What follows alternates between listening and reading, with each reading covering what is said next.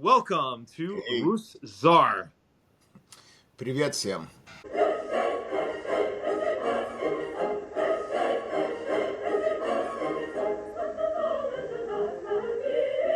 So, what's Rus Czar? Kato, tell us.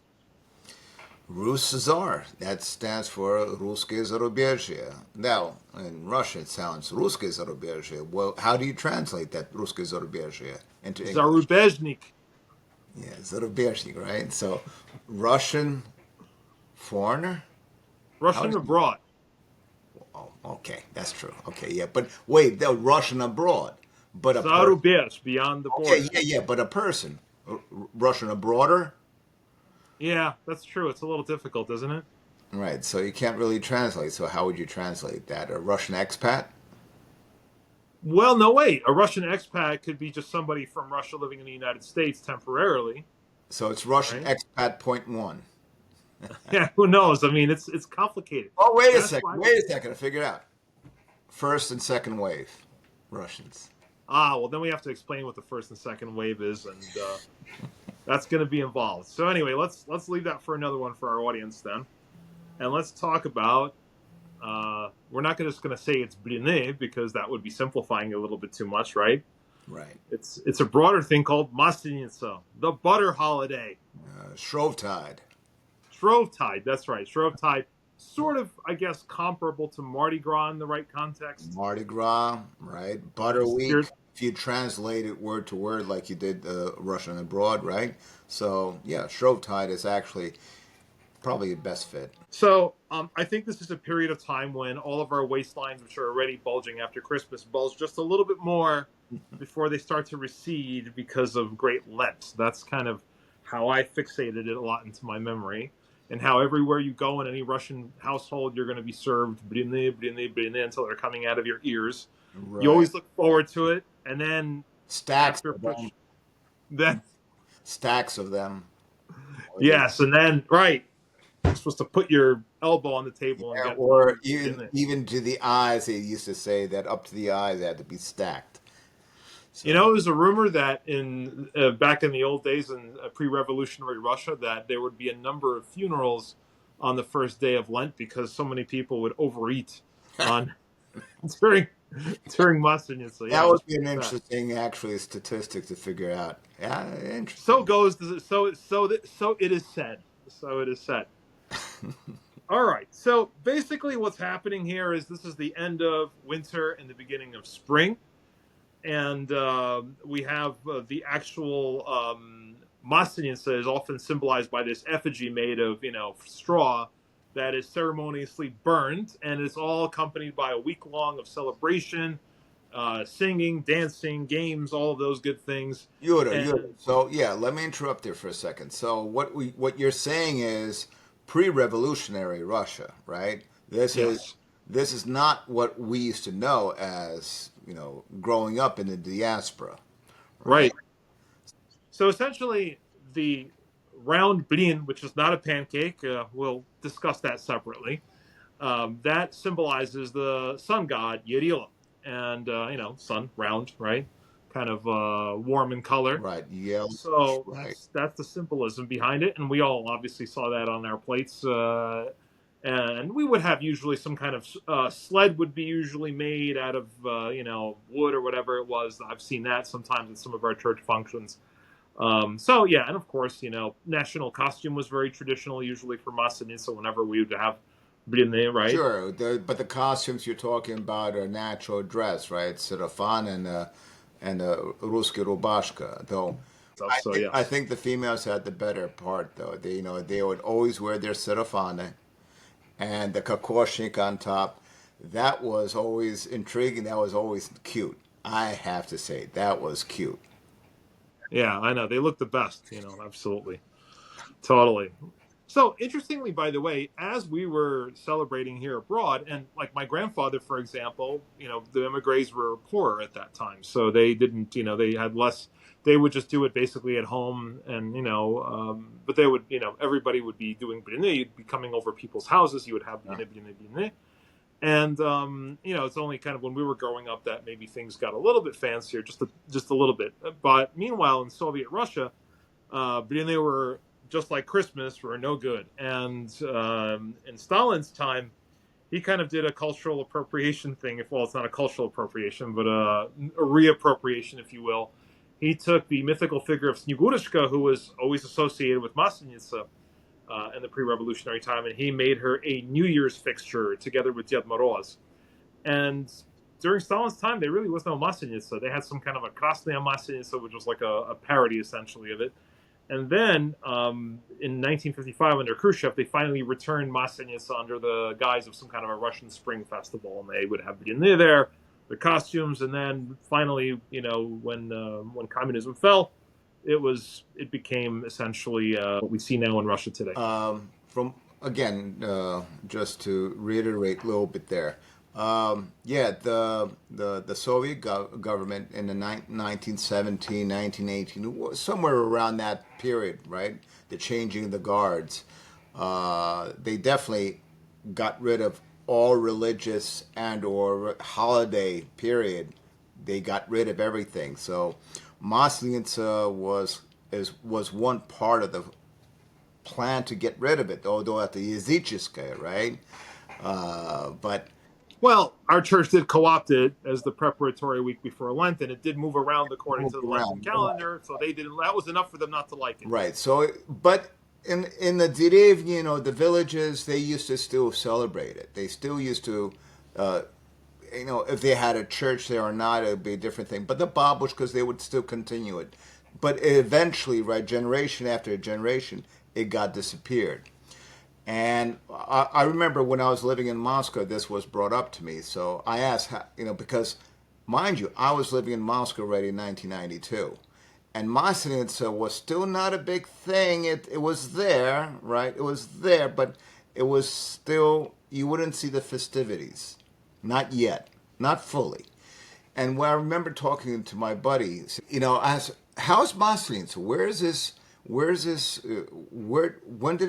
did you guys start celebrating?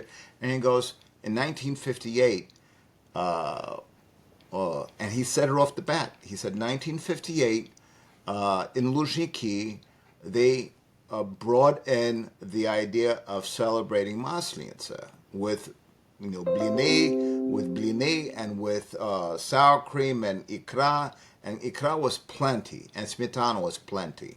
And so they brought this in, but the few people the people that did come to celebrate it, the old babushkis who showed up, they didn't like the idea because they were serving also meat and shashliki and everything else with, and so you're not supposed to have, and you're not supposed. So they were telling the people, when you smell, so they would actually argue with the festival creators or whatever. They're saying, whatever. So that's very interesting. Imagine the babushkas then, they were like being babushki. Yeah, so policing things. But anyway, yeah, it came back in the 80s with a glasnost perestroika. And Russians wanted, they started bringing this idea, Maslenitsa. So it was heard more. Russians love blini. Russians love blinchiki. They might not know the difference. We'll talk about that. But traditionally, the blini that we used to eat, because in New York, Seacliff, San Francisco, Paris, I'm pretty sure in Sydney and so on, right? We all ate the same blini for some odd reason. And we all celebrate blini, not like Maslenitsa, but we celebrated blini practically everywhere. And you happen to have a little bit of evidence of that, from what I understand. So maybe you want to share some of that with us here. Well, we had my father used to collect everything, and me too, right? I think I followed in my father's footsteps. So collecting program booklets of every year, and we're probably the only one. I don't think anyone else has this, right? So, sorry, stepping out of the way, but the fact that we have all the way back to, right, all the way back to what is that, 70? 1978. No, Is it 78 or 73, 73? 73, 73, Uh-huh. 74. And interesting, Nice. I'm wondering who drew that. I don't know. Could that be me or not? I don't know. I would imagine it's possible. Yes. That's very interesting. I just noticed. That actually kind of looks like a Well, Maslenitsa, that's but anyway. and this is from 1974, and I guess my parents wanted me to hush up, and they gave me this to draw. Maybe I think Yes. You were inspired by the holiday. so. I mean, here's the Obloshki 75, 76, and Spirit of 76, right? That's right. 77. Nice. Look at these Obloshki, right? So, They look lovely. well, that kind of repeated, and this is where we got the new church school, the school in the auditorium. In Nyack, right? The Right. the, That the Holy came in Protective Church. 1981. We finally built it. But again, And the blini probably helped fund it because that's one of that the was main the reasons why idea. these were done, That to was raise the money. idea. And of course, these booklets, what they would commemorate about the history about Bline. Again, it says Bline. It doesn't say Maslenitsa. Notice, right? Yeah. And then the church school. If you want to sign up, Bline, the organizers of the event, and then we would have all these sponsors and advertisers, what you normally get. Back then, the price of going to Blini in 1973, interesting to make a point, right? Inflation, right? $12.50. Does that include any kind of interesting condiments there, or is that just the actual blin Oh no, itself? Blini and a full service, sure. That what were the condiments? We all know, right? Well, we got to tell everybody. So we got sour cream, smetana, right? Mm-hmm. Smetana, ikra, Mm-hmm. syomga, Mm-hmm. smoked salmon, herring, селедка, зеленый лук, Mm-hmm. яйца, Absolutely. eggs. I'm sorry, zеленый лук meaning green onions, right? Scallions, Scallions. right? But they're green onions. Scallions are different. But anyway, yeah, green onions, um, boiled eggs, chopped up, melted butter, because Oh yeah, that's one of the things that makes and a it was big difference. and was Huge. and it was clarified butter for the most part. Anyone who wanted to really be perfect about it, you would have to clarify the butter. My father was specific about that. So I mean, you would follow these traditions, and a cote bouillon. So if it was a Friday, Saturday before Maslenitsa would begin, we would have my father. The idea would have a beef bouillon, but a cote Uh huh. and it would be served perfectly. I mean, that's the last smell, the last essence of meat fare. And it's interesting that very traditionally, I hardly ever remember any kind of dessert of any kind being served. I mean, of course, later on you would see cookies and little pastries, maybe, but No, pretty much you got such an infusion sure. of of these blini, which are so soft and delicate, and you kind of didn't need dessert. Blini was probably everywhere served. Sometimes on Sunday afternoons, right before, or it would be a Friday night dance. Extremely Right. rare, but also just as popular still on Saturday nights after church.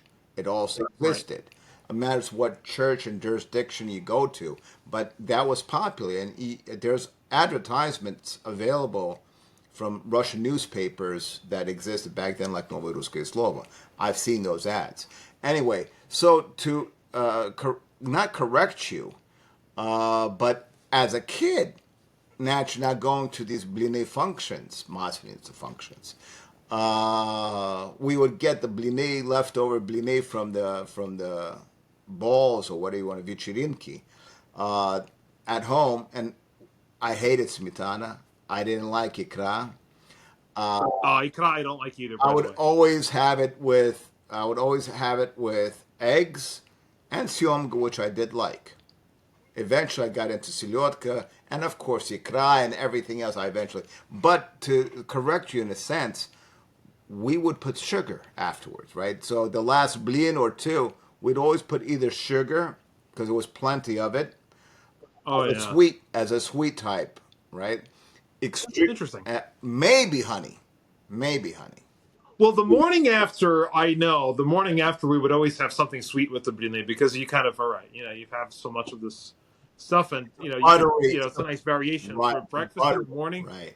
You kind of treat it like a pancake, right? You start Exactly. putting maple syrup on it Yeah. and all of that, right? So that's yeah, absolutely.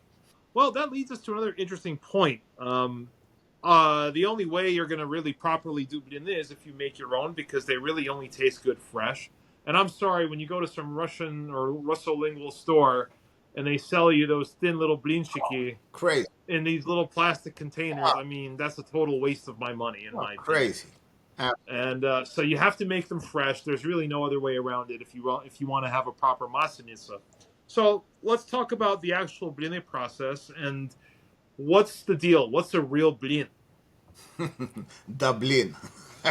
Yeah, Uh, Dublin. what is a blin? Well, I think we, state of mind. You got to understand, right? So if we're going back over 100 years, 150 years, there was no yeast, right? For real? Yeah, the yeast only came in was brought in by Belgian bakers in the early 20th century, late 19th, early 20th century. Yeah, and even if it was available, it was only available to certain people, right? So not everybody had yeast for the longest time. So what did they use? Really? Yeah, yeah, of course. There was no yeast. It's a I had modern. no clue about that. Yeah, it's modern. It only came in. So what did they do? What did our forefathers do 150 years ago? How did they make beer? How did they make kvass and so on? So anything that ferments and what used to ferment. What do they make beer out of even today? What Hops. hops? There you go. That's what they would use. I had no clue about that. Wow. So they would use the hops and that fermenting process. They would take that fermentation and put it into the blini. Sure. Wow. That's really crazy. I had no clue. So in other words, when our barbecue were going to the store and getting little packets of yeast, that was like the latest and newest That thing, was the right? newest thing. Yeah, the early 20th century. Sure. Uh, That's crazy. so But this is what gets to an important point is that the real blini have to have some kind of fermented element to do them with. It's not baking soda, which is what's used for pancakes and flapjacks and all that kind of Western stuff. Neither is it yeastless, like crepes, right? well, crepes. You No, crepes don't have baking soda, whatever. It's very basic. right. It's just straight milk, Milk, milk with flour flour, and egg. egg, sugar, salt, Yeah. whatever. Right, right. Yeah, that's a crepe. So yeah, but they are not crepes, and blinchiki are essentially crepes, from what I understand. That's the Exactly. whole idea, right? Yeah. Absolutely. Это не то, что it's ласково. It's not the fact that it sounds, nicer, kinder, Diminutive, yeah, diminutive. Уменьшительная форма, right? Yeah, right? It's actually blini and then there's blinchiki, period. Two different things. yeah. Same, it comes from the same, derives from the same word, right?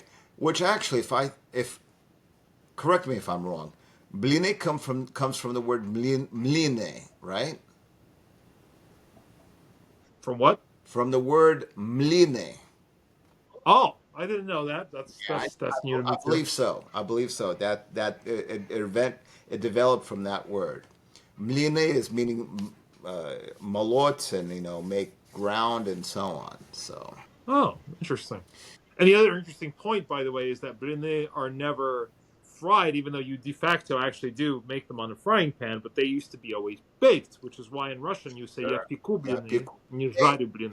"Žvaris Absolutely. blini" is incorrect, even though, yes, technically it's correct because these days that's what we do. But it was a ruskaya pitch, and you would actually do them in there and Sure. bake them. You put the skоворodka, the iron skillet, into the dukhovka, into the oven, the wood burning stove oven, right? Absolutely. Yeah, Piku because right. it's That's flour and whatever, all the concoctions you put eggs and so on. So it has to bake. Uh, I've heard, though, I've been back in the States already for the past 8 years, but I've heard there are restaurants that actually bake now blini. They specifically, if they have a wood burning stove for various reasons, they brought that back in to do pierogies, piragi and pirashki and baking actually. So not just pizzas, right? Wood burning stoves, right? Yeah, I was gonna say But yeah, yeah, it, the now pizzas, it's right? permitted. There are restaurants that are actually and they're actually baking blini again. Wow, I had no clue about that. That's really interesting. All right, so that's a So very the interesting point. recipe. So getting back to the recipe, the idea is to ferment. You have flour, egg, milk, and eggs have to be separated, right? So there's a formation of how to do this. There is not one recipe. You understand, right? Your father, my father, your mother, your grandparents, and on and on and on. Everyone has their own version of recipes. So there's not just one recipe. What are the most important ingredients? Like I said, right? You've got flour. Definitely has to be flour. But what flour, right? That's another question. Yeah. Back then, why was it more important to make it out of buckwheat flour? Why? Why buckwheat? It doesn't make sense. I've tried. I've made blini out of buckwheat. I cannot say that it tastes better. Maybe- Well, there's an interesting point that you make about that. The traditional method is to use ground buckwheat, but oddly enough, the best way to do it, if you really want a flavor of buckwheat, is to actually boil the buckwheat like you traditionally do when you're serving it, and then throw it into the batter, the traditional batter, which is just made on regular, wheat flour, as you're frying it. Mhm. And that really, in my view, is what gives you a better flavor of buckwheat than if you take ground buckwheat, which is, I'll never forget how one chef said it's like as if it was sitting next to buckwheat, but it's not buckwheat. That's the flavor you get. And when, Yeah. when you just said sitting next to buckwheat, I'm sorry, I think of Little Rascals right away. Yeah, interesting. I always see that since we were born and raised in the United States, we have a lot of interesting cultural associations all the Right, time. right. Again, Yeah. that's also an interesting point. So some people might say, even right now, the one or two people might say, what is buckwheat? And still, what is buckwheat? A lot of Americans don't know what buckwheat is, right? And but the thing is, buckwheat actually existed in America. If you are a postcard collector, you could find a whole bunch of postcards where it's at buckwheat farms, buckwheat this, buckwheat farms, and there's actually a festival, I believe in Pennsylvania. It's called the Buckwheat Festival. I might be wrong. I mean, I'm trying to remember what I've discovered, in the past, you know, decades. But there's a buckwheat festival that is big in Pennsylvania. I don't know what the origins. I don't remember that. So buckwheat at some point of time did exist here, and it was a common grain.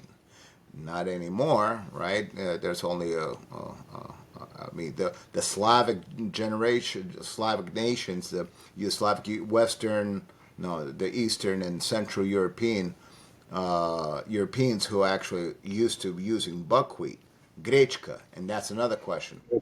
Why is it Yeah. called grechka? Greek. There is no such thing as Greek buckwheat. Yeah. So Well, it's grechnaya kasha, right? So, but grechna, it's gosh, well, grechnaya. what's so grechna? What is grechna? Yeah. Well, we're gonna have to wiki that one, I guess. Oh, wiki. Don't trust anything on wiki. Come on. You're right. No, you're totally right.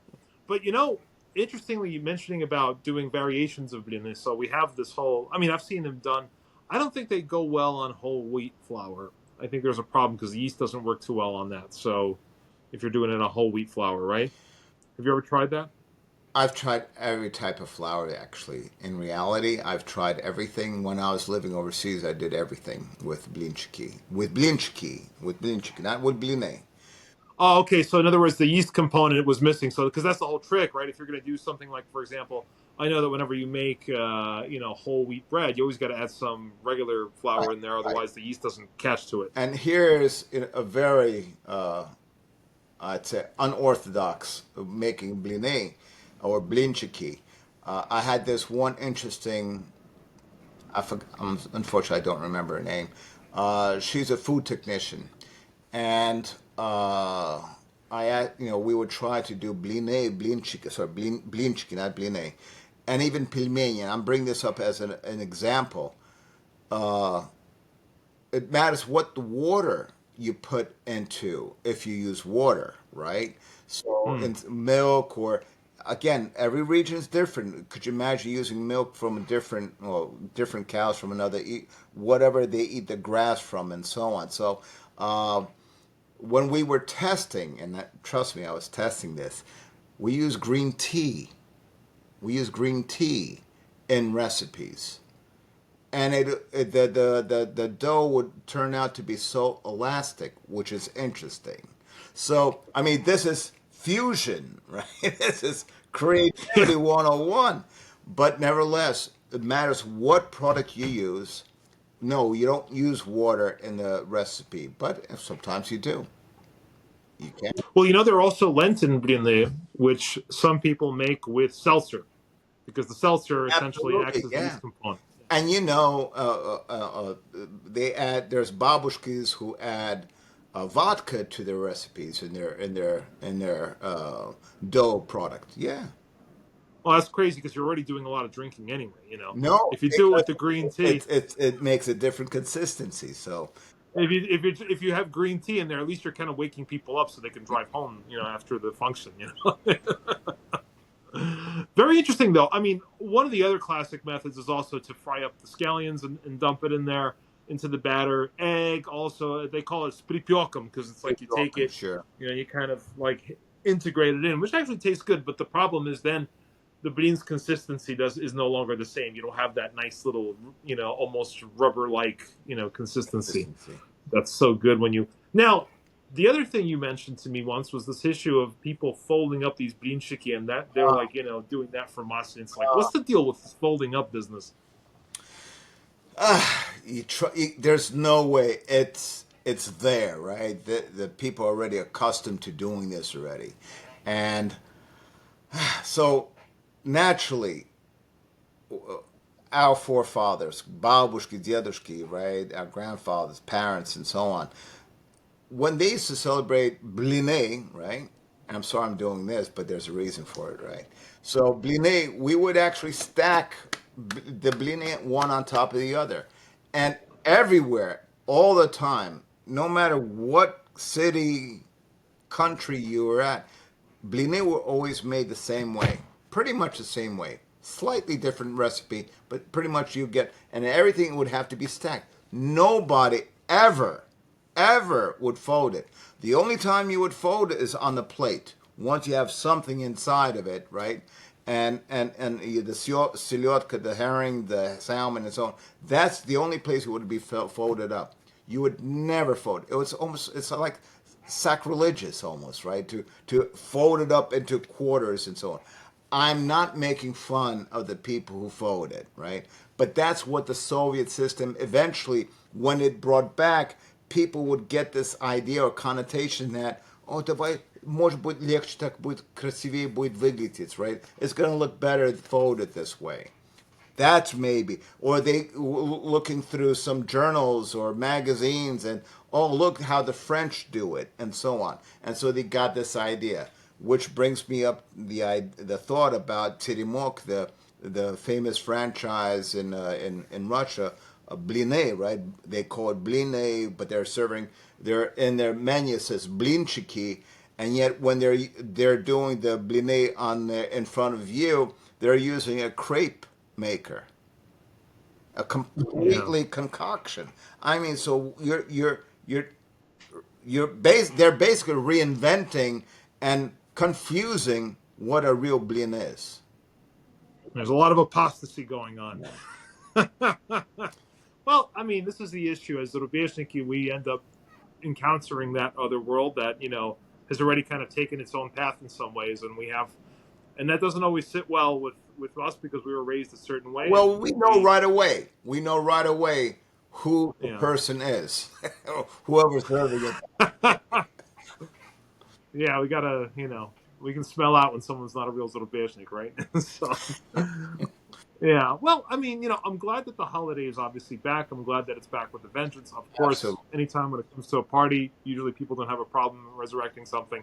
So it's a beautiful tradition. There's a lot of really great things that go on. There's a lot of cool expressions, like, Первый блин комом and this whole thing with the, не все коту масленица and all of that. So So let it's, me stop you there. Well, you had an interesting thing because blin komum, not everybody will mhm. understand what that means, right? So blin All right. komum. Um, so, How would you even say colm in English? It would be like weird. The first pancake or the first blin comes out as well, a the first, yeah, as a first, blob.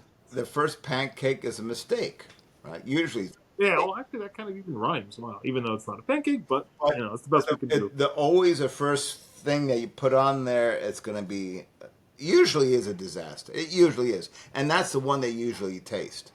If it came out perfect, God bless you. I'm happy Yeah, for you. But usually, the first one is always a problematic crepe or bleaching. and I think the main reason for that is outside of maybe your hand not being, warmed up yet. I think it's also because the cast iron skillet takes a while to warm up, and because there's not enough even heat distribution at that point, I think that's probably why your first beginning usually comes out, bad, and then after you've already done one, it kind of distributes the oil a little bit better and everything. And I think there's better heat Sure. distribution than any. This is my theory. I have to test But this, it is. Oh, you're right. but You're right. it's very possible that's the reason why, It though. is. It is. You're absolutely right. Better heat. And what type of frying pan would you use? Well, I always use cast iron. Okay. You can't use, well, if you have it, great. Cast iron, iron skillet, whatever, whichever you want to call it, that's the right pan to use. If you use Teflon and non-stick and so on, it's not going to do. It does. It saves a situation, right?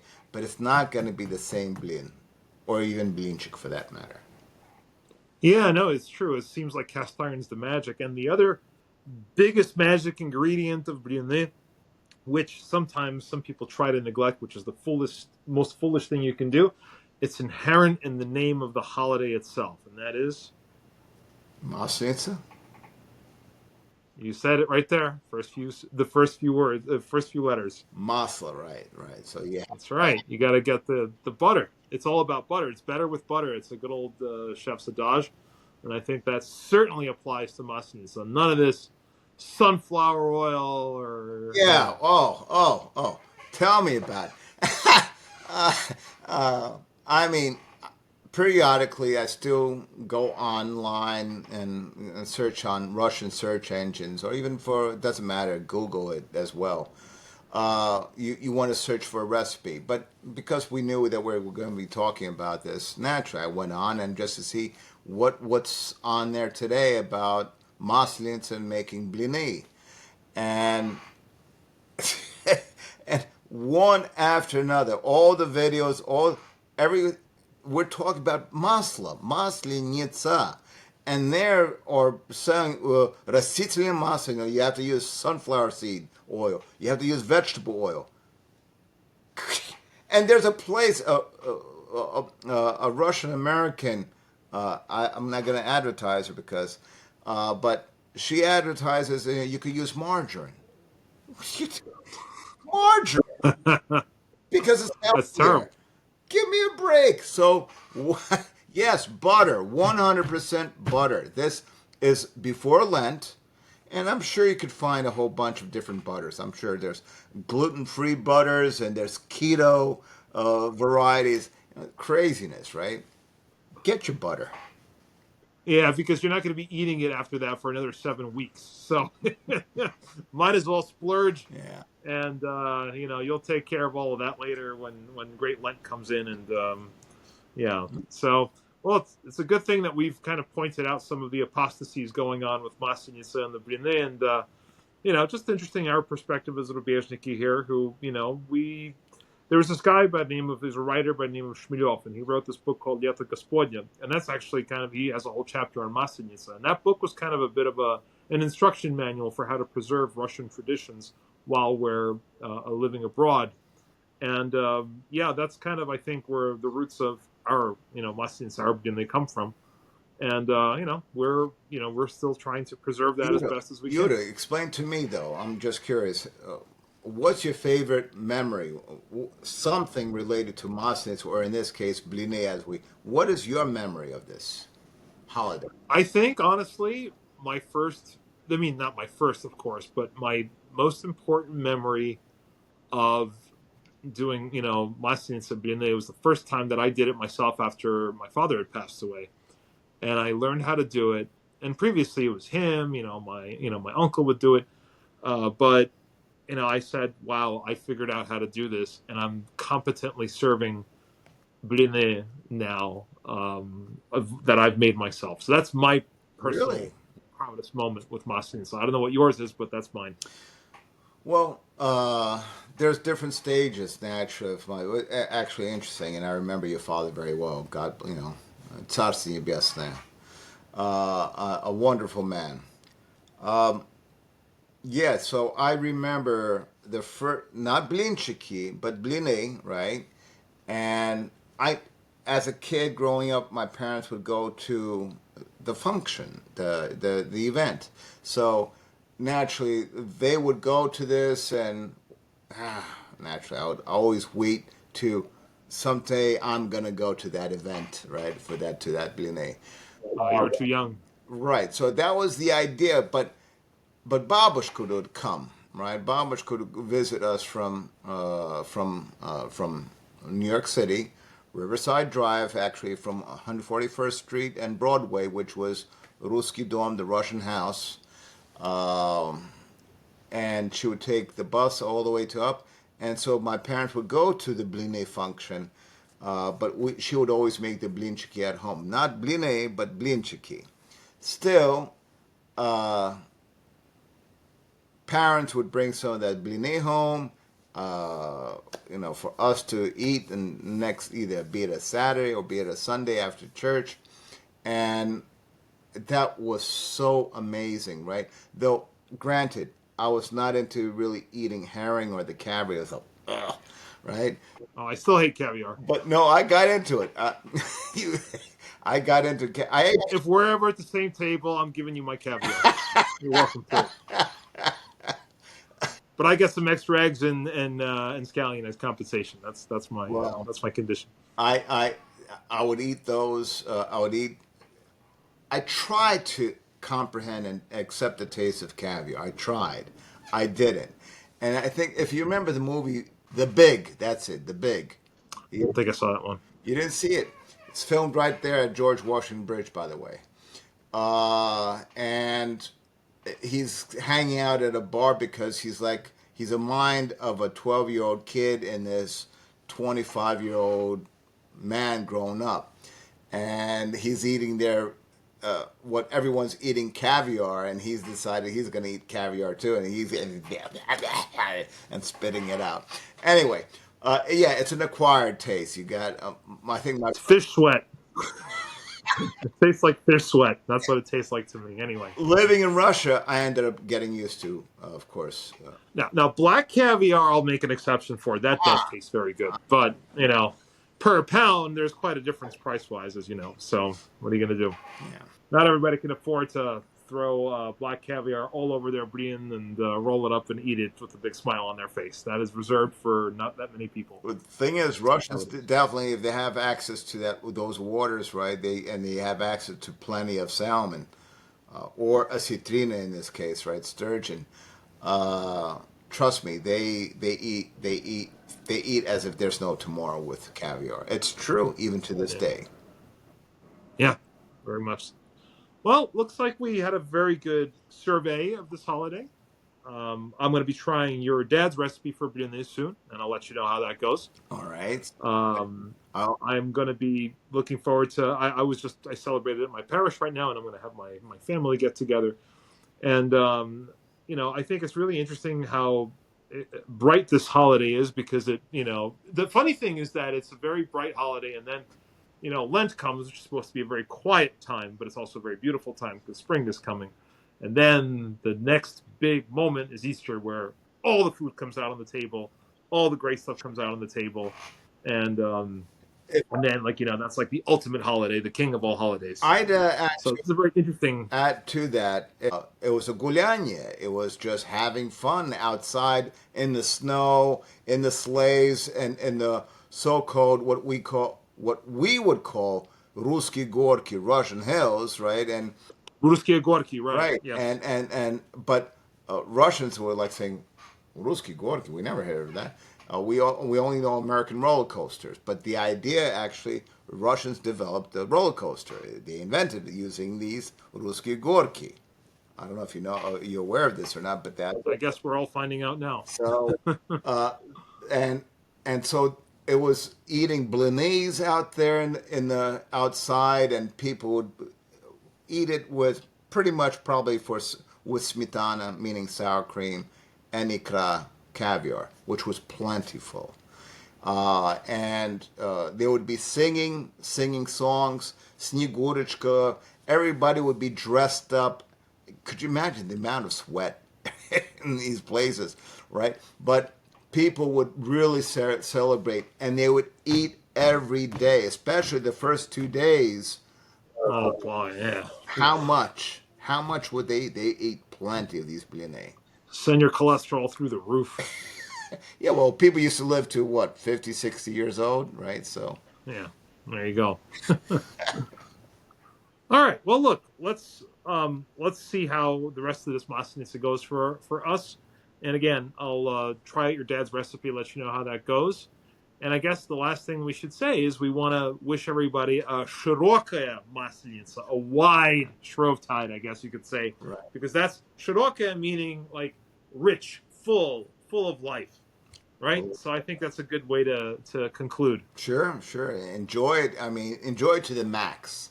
So, Absolutely. it's not just eating blini. It's really getting ready for Lent, which we all which we all gear up to. Naturally, in the years we're living right now might not be so promising. In Russia, they're bringing this back, these traditions back, and that's great. And I think that's wonderful. It is. And could we do it here? I think we can. So among our friends, among our friends at churches and so on, and if you're not even, look, it's a great way to go on a diet before Easter. So we want to ask everybody to please like and subscribe our videos. We're going to have a lot more coming for you. And thank you very much for joining us. Sounds great. Love to see everyone back. Accept more comments and questions along the way. Learn something new. Maybe someone else has some other ideas and thoughts and traditions to share. Absolutely. Great idea. Please let us know. All right. Well, take it easy, everybody. Shirokei Maslenitsa. Happy Shrovetide.